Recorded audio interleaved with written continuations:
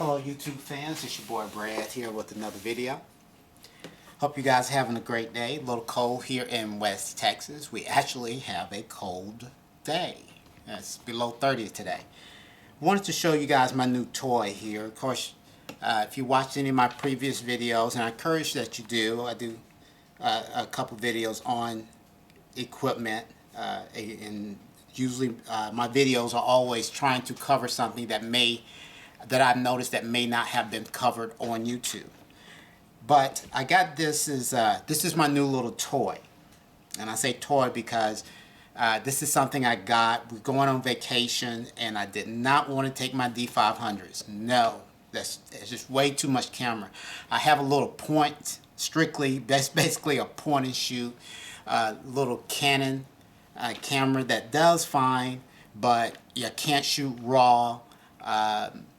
It's a little limited, especially in low light, and I wanted to get something different. And I found this I did a bunch of little reviews, looking at a lot of stuff on YouTube, and I found, made up my mind. I didn't want to spend much money. I don't want to spend much money. Y'all know I'm cheap. And I bought this Sony a5000. Got a great deal on it. I've been playing with it for over 2 weeks now. It came with the kit lens, and like I said, I'm not going to do review. There's plenty of reviews on this, on the Sony a5000. It is a older camera, maybe 3-4 years old now, but a great camera. APS-C crop sensor, shoots RAW, does great video, flip up screen, I'm not getting into that. The thing I kind of wanted to show, just a couple things I kind of came into. Like I said, I know we were going on vacation. I know I was going to be in some low light situations. It has a neat little pop-up flash here. But I noticed that flash, man, it is a blaster when you're kind of close to people. It really flattens stuff out. I don't like to have my flash pointing directly at people. And again, I'm not taking my D500 with, with on-camera flash, bouncing and all this other crazy. It's just way too much camera to take on what we're doing. So I said, well, I just need some faster lenses. The lens that comes with it, oh, I should have looked. I think, yeah, maximum aperture on this is 3.5 to 5.6. This is a 16 to 50. So, nice little focal length there, 16 to 50. Got wide and kind of a mid zoom, 3.5 to 5.6. And of course, with these type lenses, once you zoom out, you're at 5.6. So I have some Nikon lenses around, and I grabbed every one except one. Excuse me. And grab this other lens. And I just kind of wanted to show some things that I noticed. One thing, I'm going to start without the lenses. I'm going to start with the case. I purchased this case, very cheap case. I love this case. It just suits the purpose that I need it for, because I'm not carrying a camera bag and all that. But this is one of these kind of old school retro things. Very nicely built. It's real stitching. It's not leather. It is pleather. Screw it onto the bottom. This locks onto here if you want it on there.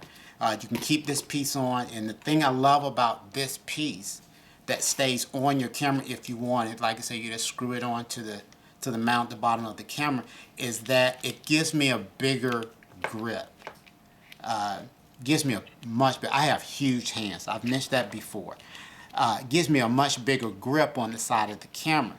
The thing that was a little messed up is that they made the grip a little bit too wide in here, but that actually is to my benefit, because when you put the grip on here, and I'm going to show you the bottom here, well, let me turn back around this way.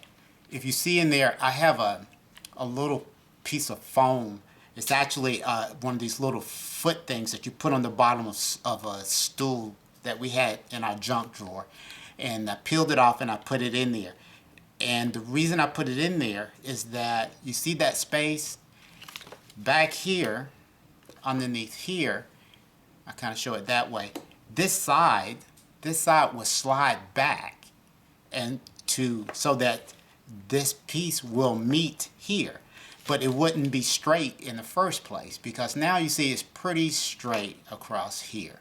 It would be slid out, this piece here would be slid out to here.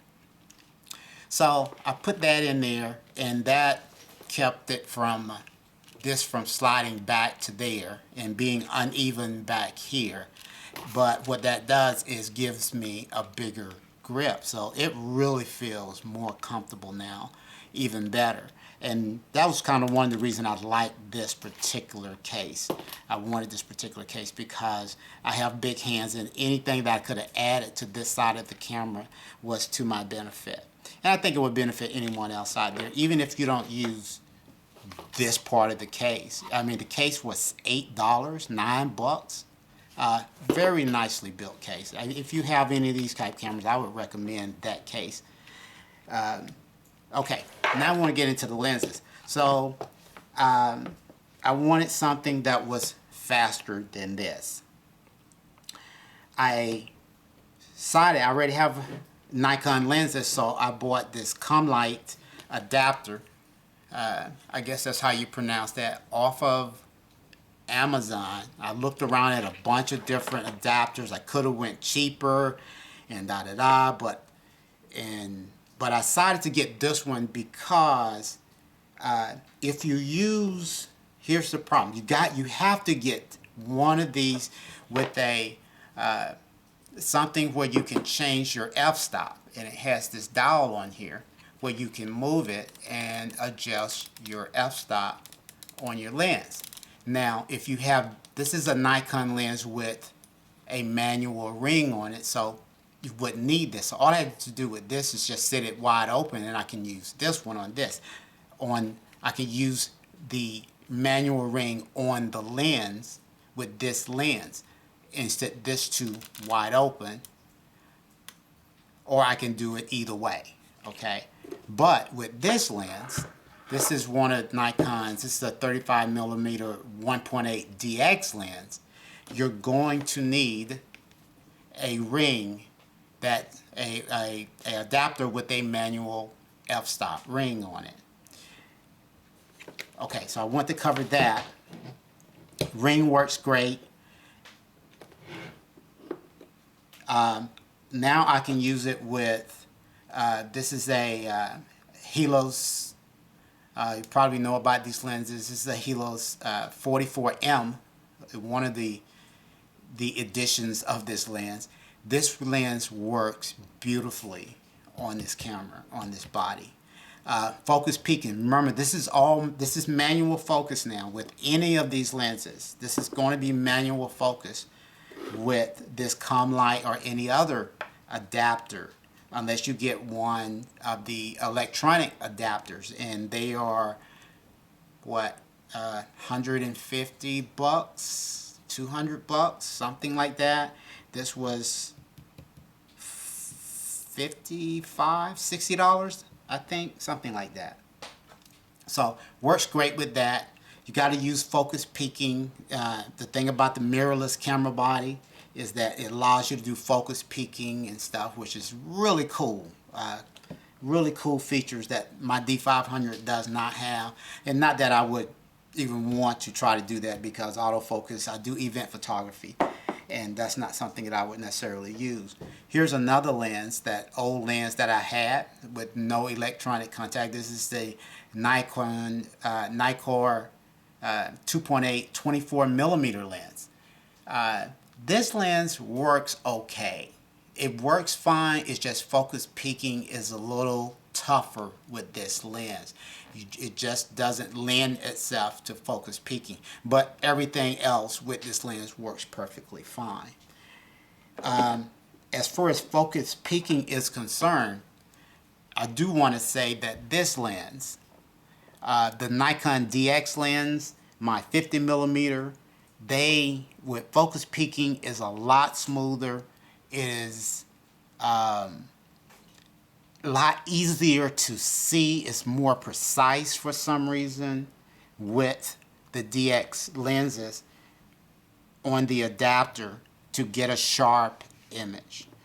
I do have a lens on order that's I couldn't even tell you the name. I think I ordered it from AliExpress. Yes, I did.